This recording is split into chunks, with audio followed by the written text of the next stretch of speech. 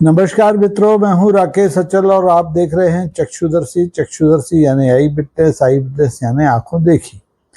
आज मैं जिस विषय पर आपसे बात करूंगा वो बड़ा रोचक है। बचपन से हम एक कहावत सुनते आए हैं कि सूत न कपास और जुलाहों में लट्ठम लट्ठ। बड़ी अच्छी कहावत है और कहावत का अर्थ आप सब लोग जानते ही हैं, लेकिन अब मुझे लगता है कि इस कहावत को बदल देना चाहिए। समय के अनुसार संविधान बदल रहा है, संशोधन 130वां हो रहा है, आपको पता है, तो फिर कहावतों में भी संशोधन होना चाहिए। तो मुझे लगा कि मैं इस कहावत को आज के हिसाब से कुछ बदल दूं, और मेरे दिमाग में जो बदलाव आया वो मैं आपको सुनाता हूँ। वो ये है कि सूत न कपास और बाबाओं में लट्ठम लट्ठ। समझ गए ना आप? इस समय सूत न कपास, बाबाओं में लट्ठम लट्ठ हो रहा है। देश के बड़े बड़े बाबा आपस में बिना वजह एक दूसरे की ऐसी तैसी करने पर उतारू हैं। वृंदावन में एक महाराज हैं, प्रेमानंदी महाराज। पीत बसनी है, पीला चंदन लगाते हैं, पीले कपड़े पहनते हैं, और इस समय बाबाओं में सुपर बाबा हैं, सुपर स्टार बाबा हैं। जो वो हैं अपने जो गुर्दा रोग से पीड़ित हैं, रोज उनका डायलिसिस होता है, फिर भी वो पूरे वृंदावन में परिक्रमा करते हैं। और परिक्रमा के साथ साथ उनका जो संबोधन है इतना सहज, इतना सरल है कि हिंदुस्तान के बड़े बड़े संत महात्मा तो छोड़िए, वो तो जाते ही हैं उनसे मिलने, उनसे सत्संग करने, लेकिन जितने स्टार्स हैं, सुपर स्टार्स हैं, अलग अलग क्षेत्रों के, क्रिकेट के, फिल्म के, राजनीति के, संस्कृति के, कला के, उस सब उनसे मिलके बड़ी सुखानुभूति महसूस करते हैं।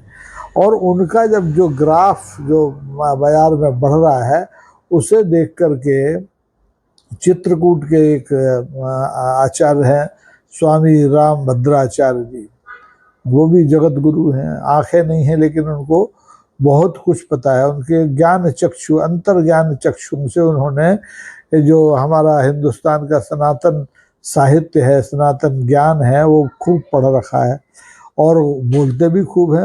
आपको याद हो, ये वही राम भद्राचार्य हैं जिन्होंने राम जन्मभूमि बाबरी मस्जिद विवाद में सुप्रीम कोर्ट में खड़े होकर के तमाम सारे पौराणिक ग्रंथों के उद्धरण दे करके माननीय न्यायपालिका को मुतमईन करने की कोशिश की थी कि जो श्री राम है, जो भगवान राम है, जो अयोध्या के राजा राम है, वो कोई काल्पनिक चीज नहीं है, वो एक वास्तविक चीज है। और बाद में उनकी गवाहियों पर गौर हुआ और बाद में आपको पता है जो फैसला हुआ। खैर, वो अलग विषय है। आज विषय ये है कि स्वामी प्रेमानंद महाराज से जगत गुरु चित्रकूट वाले राम भद्राचार्य जी क्यों नाराज हैं। उन्होंने एक टिप्पणी कर दी। उन्होंने कहा कि आजकल मूर्ख लोग कथा वाचन में लगे हुए हैं, कथाएं पढ़ रहे हैं, और ऐसे लोग भी हैं जिन्हें संस्कृत का एक शब्द नहीं आता, संस्कृत के एक श्लोक का वो भावार्थ नहीं कर सकते, लेकिन वो पूज रहे हैं। अब भाई पूज रहे हैं तो पूज रहे हैं, कोई क्या कर सकता है, तो जनता की आस्था की बात है। अब तुलसी बाबा ने स्वामी राम भद्राचार्य की तरह न तो कोई विश्वविद्यालय खोला था, न उन्होंने कोई उपाधियां हासिल की थी, न वो आचार्य हुए, न वो स्वामी हुए, लेकिन वो पूज रहे हैं, आज भी पूज रहे हैं, 500 साल बाद भी पूज रहे हैं। ऐसे ही अगर कल युग में और इस मोदी युग में, इस अमृत काल में अगर स्वामी प्रेमानंद जी पूज रहे हैं तो कोई क्या कर सकता है? उनसे चिढ़ने का क्या मतलब है?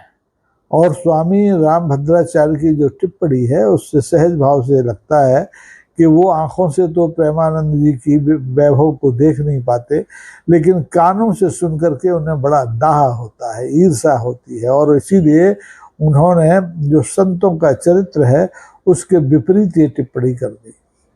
स्वामी प्रेमानंद ने तो कुछ नहीं कहा, स्वामी प्रेमानंद ने कोई प्रतिक्रिया व्यक्त नहीं की। स्वामी प्रेमानंद अपने को कोई आचार्य भी नहीं बताते, वो तो राधे राधे कहते हैं, राधा जी के भक्त हैं और उसी में लीन रहते हैं। तो जब स्वामी राम भद्राचार्य की ये टिप्पणी हमारे देश के एक और जगत गुरु हैं, बहुत चर्चित जगत गुरु हैं, जिनको लोग कांग्रेस का भी जगत गुरु कहते हैं, शंकराचार्य हैं, स्वामी अभिमुक्तेश्वरानंद। स्वामी अभिमुक्तेश्वरानंद को स्वामी राम भद्राचार्य चित्रकूट वालों की ये टिप्पणी जो उन्होंने प्रेमानंद महाराज पर की, बड़ी नागवार गुजरी। और इतनी नागवार गुजरी कि उन्होंने कह दिया कि मुझे तो लगता है कि स्वामी रामभद्राचार्य को आंखों से तो दिखाई नहीं देता, ये सही बात है, लेकिन कानों से भी नहीं सुनाई देता। इसलिए उन्होंने ये टिप्पणी प्रेमानंद जी पर की, अन्यथा वो बताएं कि जो व्यक्ति बड़े सहजता से 24 घंटे राधे राधे कृष्ण कृष्ण का जाप कर रहा है, उच्चारण कर रहा है, वो संत नहीं है क्या? क्या राधा और कृष्ण संस्कृत के शब्द नहीं है क्या? अब इस संतों के विवाद में हम और आप जैसे आम आदमी कैसे पढ़ सकते हैं? संतों का विवाद संतों को ही निपटाना है, और ये दरअसल विवाद भी नहीं है, ये है दुकानदारी का संकट। एक की दुकानदारी चल पड़ती है तो दूसरा की दुकानदारी ठंडी हो जाती है, और फिर एक दूसरे से चलते हैं। अब आजकल जैसे हमारे एक छतरपुर के पास बागेश्वर है, वहाँ एक धाम बन गया, उसके बाबा हैं, बच्चे हैं, 28-29-30 साल के बच्चे हैं, धीरेन्द्र शास्त्री, उनकी दुकान खूब चल रही है, और इतनी चल रही है कि वो आजकल विदेशों में भी घूमते हैं और वहाँ भी आकर के अपना हिंदू धर्म का प्रचार करते हैं। और अब तो वो बिल्डर भी बन गए, अपने बागेश्वर में कॉलोनियाँ बना रहे हैं हिंदुओं के लिए। मतलब ये दुकान चलने का मामला है। अब ऐसे ही हमारे स्वामी अभिमुक्तेश्वरानंद का मामला है। स्वामी अभिमुक्तेश्वरानंद देश के उन 4 शंकराचार्यों में से एक शंकराचार्य हैं, जिनको लेकर के उनके शंकराचार्य बनने से लेकर अभी तक रोज नए विवाद खड़े होते हैं। कोई उन्हें शंकराचार्य मानता ही नहीं है, कोई कहता है वो तो फर्जी हैं, उनका तो मुकदमा सुप्रीम कोर्ट में चल रहा है, लेकिन वो शंकराचार्य हैं, उनकी फॉलोइंग है, फैन फॉलोइंग भी है। इन दिनों वो महाराष्ट्र के मुंबई में चातुर्मास कर रहे हैं, और वहीं से उन्होंने ये टिप्पणी की है कि लगता है कि जो चित्रकूट वाले स्वामी रामभद्राचार्य हैं, उन्हें आंखों से तो दिखाई नहीं देता, कानों से भी नहीं सुनाई देता। ये बड़ी गंभीर टिप्पणी है, और एक शंकराचार्य की टिप्पणी दूसरे शंकराचार्य आचार्य के लिए है। तो मैं इन टिप्पणियों से मुझे लगता है कि जो हिंदू धर्म के प्रति आस्थावान लोग हैं वो बड़े भ्रम में पड़ जाते हैं, बड़े आहत होते हैं। उनकी समझ में नहीं आता कि वो किसे माने किसे न माने। रामभद्राचार्य को बड़ा मान लें, ज्ञानी पुरुष मान लें, या अभी मुक्तेश्वरानंद स्वामी जी को, शंकराचार्य को बड़ा ज्ञानी पुरुष मान लें, या स्वामी प्रेमानंद महाराज को बड़ा ज्ञानी पुरुष मान लें, किसको मान लें? और हम तो देखिए बचपन से संतों के बारे में हमारी धारणा हमने नहीं बनाई है, हमारे बुजुर्गों ने बनाई, और सबसे ज़्यादा धारणा बनाई रामचरितमानस ने। रामचरितमानस में गोस्वामी तुलसीदास ने संतों के बारे में, संतों के गुणों के बारे में जो श्री राम के मुख से अपने भाइयों को, भरत लक्ष्मण सब ने ये सवाल किया, हनुमान सब ने, कि भाई संतों के बारे में बताओ, रामराज की स्थापना हो गई है। तो राम जी ने जो संतों के गुण बताए वो बड़े अच्छे हैं। वो गुण मैं आपको पढ़ के सुनाना चाहता हूँ, क्योंकि मुझे भी पूरे याद नहीं है, हालांकि मैं पिछले 30 साल से रामचरितमानस का पारायण करता हूँ, लेकिन नहीं है याद तो नहीं है, लेकिन याद आ जाते हैं जब ये प्रसंग आया। तो राम जी कहते हैं कि संत असंतन के असी करनी, संत असंतन के असी करनी, जिन कुठार चंदन आचरणी। यानी वो कहते हैं कि संत और असंतों के आचरण का ये है कि जैसे फर्क है, जैसे कुठार होता है और चंदन होता है, तो दोनों में जो फर्क है वही संत और असंतों में फर्क है। कि काटे परसु मलय सुन भाई, वो अपने भाइयों को समझा रहे हैं कि काटे परसु मलय सुन भाई, निज गुण देह सुगंध बसाई। संत वो है कि जो काटने जाने के बावजूद अपने गुण की सुगंध उस कुठार पर भी छोड़ जाता है, वो संत होता है। संत दूसरे की निंदा कर नहीं सकता, लेकिन इस समय आप देखिए एक संत दूसरे संत की दुकानदारी से आहत हैं और कुछ भी बोल रहे हैं। भगवान राम ने कहा रामचरितमानस में, तुलसीदास जी ने उनके मुख से कहलवाया कि विषय अलंपटशील गुनाकर, पर दुख दुख सुख सुख देखे पर। संत वो होता है जो विषयों से अलंपट हो, दूर हो, शील हो, जिसमें शील का गुण की खान हो, शील की खान हो, दूसरे के दुख से दुखी हो जाए, दूसरे के सुख से सुखी हो जाए, और सम आरत रिपु विमद विरागी, लोभा मरस हरस भय त्यागी। ये संत के गुण हैं। लेकिन मुझे लगता है इस ढंग से चित्रकूट के रामभद्राचार्य टिप्पणी कर रहे हैं, और जिस ढंग से उनकी टिप्पणी पर स्वामी शंकराचार्य हमारे स्वामी अभिमुक्तेश्वरानंद बिफर गए, तो मैं भ्रम में पड़ गया कि किसको संत मानूं, किसको संत न मानूं। ये भ्रम आपको भी हो सकता है, क्योंकि भगवान राम कह गए कि कोमल चित दीनन पर दाया, मन बच क्रम भगत अमाया। और सबह मदन प्रद आप अमानी, और भरत प्राण सम ममते मम ये प्राणी। तो रामचंद्र जी ने संतों की जो परिभाषा दी, उस परिभाषा से ये जो संत हैं दो, प्रेमानंद महाराज की मैं बात नहीं करता, हालांकि मैं भी उनका जो ताम झाम देख करके उनको धार्मिक सामंत कहता हूँ, और ये कहने में मुझे कोई आचरण नहीं कोई संकोच नहीं होता। लेकिन उनकी सहजता और जिस ढंग से वो सांसारिक लोगों से संवाद करते हैं, आचरण की सीख देते हैं, उससे लगता है कि वो संत हैं। उनके चेहरे पर मुझे कहीं भय, क्रोध, मोह, लोभ, लालच दिखाई नहीं देता। लेकिन चित्रकूट वाले रामभद्राचार्य जी के बातों से ही गुस्सा झलक रहा है। वो कह रहे हैं इन्हें संस्कृत नहीं आती, ये काय के संत, ये एक संस्कृत के श्लोक का अर्थ नहीं बता सकते, ये काय के संत। अरे भाई, आप जानते हैं, लेकिन आप जिस ढंग से आज भी छुआछूत की बात करते हैं, आज भी आप ब्राह्मणों में भी निकृष्ट और उन्नत ब्राह्मणों की बात करते हैं, तो आपको संत कौन मान ले? मैं तो नहीं मानता। भले ही आप एक विश्वविद्यालय चला रहे हैं और आपके जो छात्र हैं धीरेन्द्र शास्त्री जैसे, वो इस देश में क्या कर रहे हैं, किस तरह से राजनीतिक माया जाल में फंसे हुए हैं, वो सबको पता है।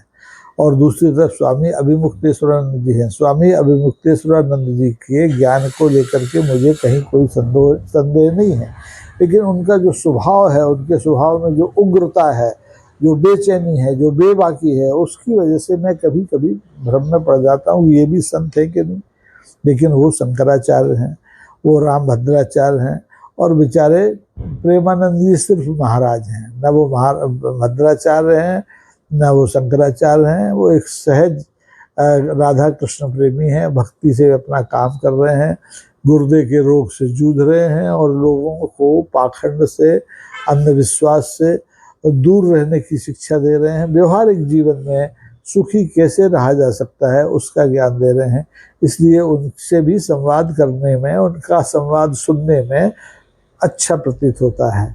और उनके अंदर जो विनय भाव है, उस विनय भाव का तो कोई जवाब नहीं है। उनके मैंने देखा पूरब से, पश्चिम से, उत्तर से, दक्षिण से बड़े बड़े ज्ञानी संत आते हैं, तो वो जितने वो झुकते हैं 90 डिग्री पर, उससे ज़्यादा प्रेमानंद महाराज झुकते हैं। ये झुकाव न तो चित्रकूट के रामभद्राचार्य में मुझे दिखता है, ये विनय का झुकाव है, विनय का बोझ है। विद्या ददाति विनय में हमारे डॉक्टर शंकर दयाल शर्मा जो पूर्व राष्ट्रपति थे, उन्होंने ये सूत्र मुझे समझाया था कि अगर आपने विद्या ग्रहण की है तो आप में विनय आना ही चाहिए। तो अगर इस कसौटी पर हम स्वामी रामभद्राचार्य को कसें या शंकराचार्य अभिमुक्तेश्वरानंद जी को कसें, तो संदेह होता है इनके ज्ञान को। ये ज्ञानी हैं, मर्मज्ञ हैं शास्त्रों के, वेदों के, पुराणों के, लेकिन इनमें विनय भाव नहीं है। इनमें जैसे रामभद्राचार्य जी में एक ज्ञान का अहंकार है, झलकता है, उनकी बॉडी लैंग्वेज से झलकता है। और स्वामी अभिमुक्तेश्वरानंद के अंदर एक उत्तेजना है। वो उत्तेजना हो सकता है झूठ को लेकर हो, पाखंड को लेकर हो, छल को लेकर हो, राजनीतिक व्यवस्थाओं में जो इस समय घृणास्पद स्थितियां हैं उनको लेकर हो, लेकिन वो उसका प्रकटीकरण कर देते हैं। संत के स्वभाव में उत्तेजना सोहती नहीं है, क्योंकि संत तो आप मैंने बताया कि कैसा होता है, संत हृदय नवनीत समाना। तो ये बातें जब मैं ध्यान में रखता हूँ तो मुझे इस विवाद पर हंसी आती है कि स्वामी रामभद्राचार्य प्रेमानंद जी से क्यों दुखी हैं, और स्वामी अभिमुक्तेश्वरानंद स्वामी रामभद्राचार्य की टिप्पणी से क्यों दुखी हैं। और बाकी तो इन सब की बाबाओं की आपसी जो लट्ठम लट्ठ है, इससे सारे भक्तजन दुखी हैं, सारे हिंदू प्रेमी दुखी हैं, हिंदू समाज दुखी है, सनातनी दुखी हैं, लेकिन कोई नेता दुखी नहीं है। बाबाओं की इस लट्ठम लट्ठ में किसी नेता ने कोई बयान अभी तक नहीं दिया है। हालांकि आपको याद हो कि इसके पहले कथावाचक जिनके बारे में रामभद्राचार्य ने कहा कि वो संस्कृत का एक श्लोक नहीं पढ़ सकते, मूर्ख लोग कथाएं बांट रहे हैं। तो ऐसे कथावाचकों में एक गोरे से कथावाचक ने लड़कियों के कौमार के बारे में एक टिप्पणी कर दी थी कि लड़कियां शादी से पहले कई जगह मुंह मारती हैं। स्वामी ये हमारे प्रेमानंद महाराज ने भी इसको दूसरे बड़े शालीन ढंग से कहा था कि अगर आप 4 होटलों में खाना खाएंगे तो आपको घर का भोजन पसंद नहीं आएगा। इस टिप्पणी को लेकर भी तमाम बवाल हुआ और उनको आड़े हाथ लिया गया। जो गोरे से महाराज हैं, जबलपुर वाले तिवारी जी हैं, उनका नाम तो बदल दिया है, तो मैं वो नाम लेना नहीं चाहता क्योंकि मैं उनसे बिल्कुल प्रभावित नहीं हूँ, रत्ती भर प्रभावित नहीं हूँ। गृहस्थ आदमी है वो, उनकी खूबसूरत पत्नी है, खूबसूरत 2 बच्चे हैं, लेकिन वो दुनिया को माया मोह से मुक्त रहने के प्रवचन देते हैं और खुद माया में आकंठ डूबे हैं। एक कथा सुनाने के 15-16 लाख रुपए ले लेते हैं। तो इन बाबाओं का जो संसार है वो बड़ा मायावी है, बड़ा भ्रामक है। इसलिए आपसे अनुरोध है कि आप जब भी किसी संत को अपने हृदय में स्थान दें तो ये सब चीज़ें देख लें जो खुद रामचंद्र जी ने संतों के बारे में कही। अगर उन कसौटियों पर कोई संत, कोई महंत, कोई आचार्य, कोई शंकराचार्य खरा उतरता है तो आप उसे अपने हृदय में वास करा सकते हैं। अन्यथा ये सब दुकानदार हैं मेरी दृष्टि में, और लाखों करोड़ों का इनका कारोबार है, और ये राजनीति में भ्रष्टाचार को, कदाचार को संरक्षण देने वाले गेरुआ वस्त्रधारी लोग हैं। कुछ लोग हैं जो खुलकर बोलते हैं, जैसे स्वामी अभिमुक्तेश्वरानंद, लेकिन उनकी सोच में भी ब्राह्मणों का अगर मुद्दा आएगा तो वो कुछ दूसरे ढंग से बोलेंगे, गायों का मुद्दा आएगा तो वो कुछ दूसरे ढंग से बोलेंगे, और सेंगोल का मुद्दा आएगा तो कुछ दूसरे ढंग से बोलेंगे। लेकिन वो बोलते हैं, वो बोलते हुए वो अच्छे लगते हैं। वैसे ही अच्छे लगते हैं जितने विनम्रता स्वामी प्रेमानंद की हमें अच्छी लगती है, उतनी ही उग्रता शंकराचार्य अभिमुक्तेश्वरानंद की अच्छी लगती है। लेकिन आचार्य राम भद्राचार्य की जो भी टिप्पणी है, जो भी उनकी भाषा है देह की, वो बड़ी कुटिल लगती है। आपको लगती हो न लगती हो, मैं क्षमा मांगता हूँ अगर आपके प्रति उनमें श्रद्धा है तो। अन्यथा जो कसौटी रामचरितमानस में बाबा गोस्वामी दास तुलसी ने भगवान श्री राम के मुख से कही है संतों के बारे में, उसे एक बार जरूर पढ़ लीजिए, फिर फैसला कीजिए कि सूत न कपास और बाबाओं में लट्ठम लट्ठ का असल मतलब क्या है। आज के लिए बस इतना ही। अगर आपको ये एपिसोड अच्छा लगे तो अपने मित्रों में इसको बांटिए, शेयर कीजिए, लाइक कीजिए, मुझे अच्छा लगेगा। और अगर आप सब्सक्राइब करेंगे तो मेरे अंदर भी थोड़ी सी ताकत आएगी खरा खरा बोलने की, स्वामी अभिमुक्तेश्वरानंद जैसे। आज के लिए इतना ही। धन्यवाद। नमस्कार। जय हिंद।